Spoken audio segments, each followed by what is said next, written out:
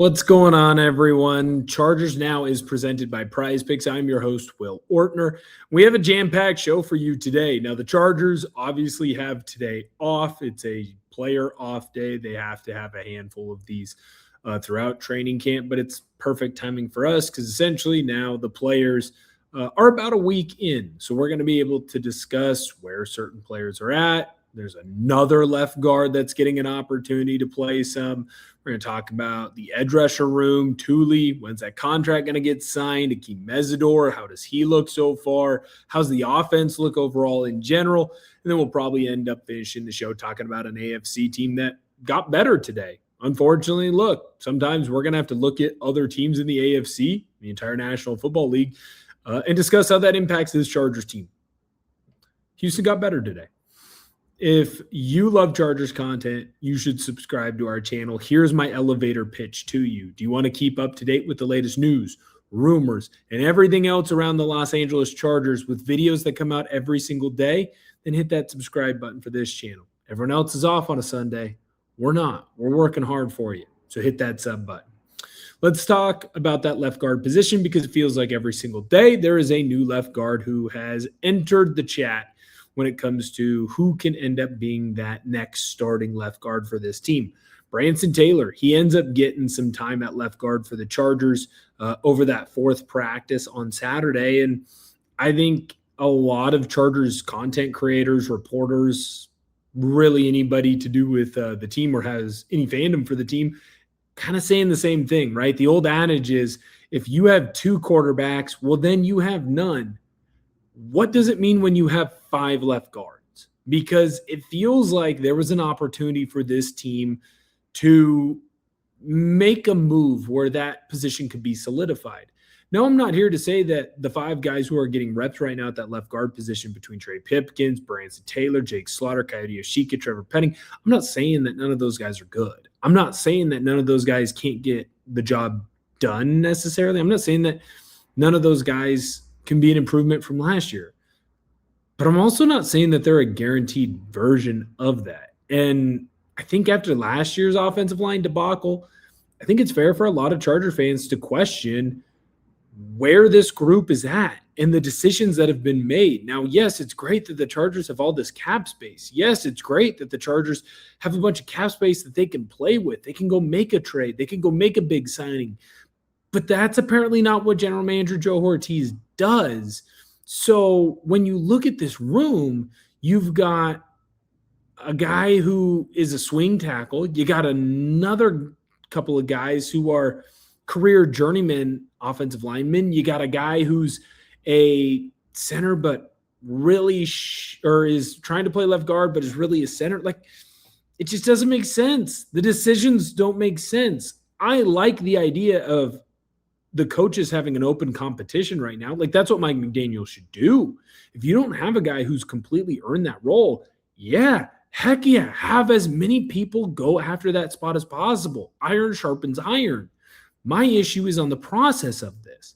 It feels like the Chargers said, we'll be fine. The coaches will set it correctly and set this up in a way that we like. It's putting a lot of faith in them. I'm not saying that they can't get it done. I'm just saying that I think the process is faulty. Yeah, you might have been able to buy your house, but if you have to take out a bunch of loans to buy the house, I don't know if that's the smartest way to purchase your dream house. I look at what the Chargers are doing, and it feels like more could have been done there. Are you worried about the Chargers left guard position? Let us know down below in the comment section, yes or no. I'm very interested in hearing what you have to say down there. If you tell me no, you better have a good reason why you're not worried about it. I can still say that I trust the coaches. I do. I think Mike McDaniel and Jim Harbaugh are very, very smart. Doesn't mean I have to sit here and say that I am 100% comfortable with where this team is at and what I think they're going to be able to do. We're going to talk about the rest of the offense as a whole, as well as what's going on in that edge rusher room here in just a moment. But before we do any of that, I need to let you know that today's show is made possible by Prize Picks. Prize Picks is America's #1 sports picks app and is the best place to win cash while watching sports. With the football season right around the corner, there's no better time to cash in with our friends at Prize Picks. And I'll tell you this, The app is really easy to use. For player picks, just pick more or less on a few player stats and lock in your lineup. That's it. PrizePicks is available in most states, including California, Texas, and Florida. One thing I love is the new social feeds feature, where you can share PrizePicks with your friends and copy lineups with a single click. You can actually follow me on the app at BigWill7774 to see all of my lineups. Just like this one that I have for the football action going on later on this year. Justin Herbert, more on his pass yards. Quentin Johnston, more on his receiving TDs. Rashid Shaheed, more on his receiving yards. New user offer. Best of all, play your first $5 and get $150 in lineups if you win. Just use code HMA when you sign up. That's right. PrizePicks just switched up their offer, so there's no better time to join. Lock in and win that first lineup. That's code HMA at sign up to get $150 in bonus lineups if you win your first $5 plus lineup. So let's look at the offense as a whole, because I think that there are some in Chargers land that are pretty excited about what Mike McDaniel can be, and they feel pretty vindicated on what this offense is going to look like. I, as a former offensive lineman at the collegiate level, not exactly the same, but I do understand ball here in this situation. Most of the times, it's not the offense that starts off fall camp well. Most of the time, it's the defense. And from my biased perspective, that's typically because defense is easier to learn. Defense kind of stays the same throughout. It's go get the ball at the end of the day, right? Now, there's going to be different tricks of the trade, and every defense is a little different, verbiage, whatever, right? But defense is usually picked up quicker than the offense. It takes time. You have to be able to gel. You have to work, right? 11 is 1. Offensive line-wise, you got to build that chemistry, especially with a crew that's ripping through a bunch of different guys who are playing that left guard position. Not this offense, man. It feels like every single day there's a big catch from a receiver on this team, or multiple. Brandon Thompson's had some good days. Quentin Johnston and Trey Harris are starting to stack up good days. Ladd McConkey, Darius Davis. Like, this crew looks really good so far. What's it going to look like when we get the full pads on? That's a different situation. But right now, this offense is humming on all cylinders, and that is something to be positive about. I don't mean to start the show negative and then completely flip it and be like, sunshine and rainbows. But I do need to tell you that there's a reason why Mike McDaniel was brought in. And while I might not like the process of how the left guard position it was set up to be in this situation, I agree with how they're handling it now. I don't love that you didn't go after more guys in free agency to potentially fix some of those issues. What I do love is the way this offense is playing. Joe Alt and Rashawn Slater look great. The offensive line, despite that left guard spot, it's moving well. Omarion Hampton's running well. This team looks good, and the offense looks good. And that's why you brought Mike McDaniel in. Let's go over to the defensive side. Thule, still not practicing, has not been out on the field yet for this team. And again, this does make sense. He's doing a hold-in. He's going to wait till he gets that contract extension kind of on the normal time frame right now. I'm not going to freak out too much. I'm not also just going to discount it and let it go, right?